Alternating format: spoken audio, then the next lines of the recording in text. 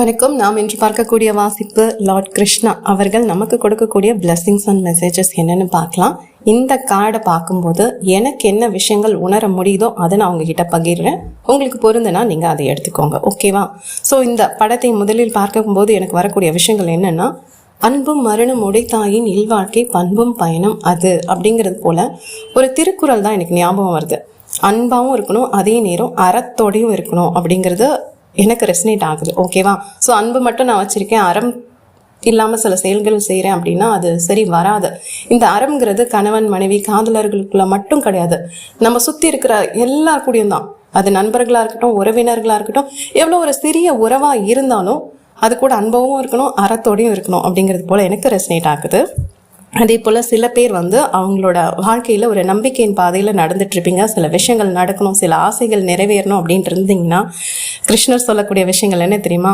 நம்பிக்கையோடு பயணிங்கள், நான் உங்கள் கூட இருக்கேன், என்னோட அருள் கடாட்சம் உங்ககிட்ட இருக்குது அப்படின்னு சொல்கிற மாதிரி இருக்குது. அதே போல் உறவு சார்ந்து பார்த்தீங்கன்னா, நான் முன்னாடி சொன்ன திருக்குறள் தான் இப்போவும் எனக்கு ரெசனேட் ஆகுது. ஒரு புதிய வாழ்க்கை உங்களுக்கு மலரப்போகுது, ஓகேவா? நீங்கள் ஆல்ரெடி திருமணமான நபர்களாக இருந்தாலும் உங்களோட துணை இப்போ ரொம்ப புதுசாக இருப்பாங்க. எல்லாமே நிறையா சந்தோஷத்தை கொடுக்கக்கூடிய விஷயங்கள் உங்கள் வாழ்க்கையில் நடக்க போகுது அப்படிங்கிறது போல தான் இருக்குது, ஓகேவா? ஸோ மலர்ச்சியான ஒரு விஷயம் நடந்தால் எப்படி இருக்கும்?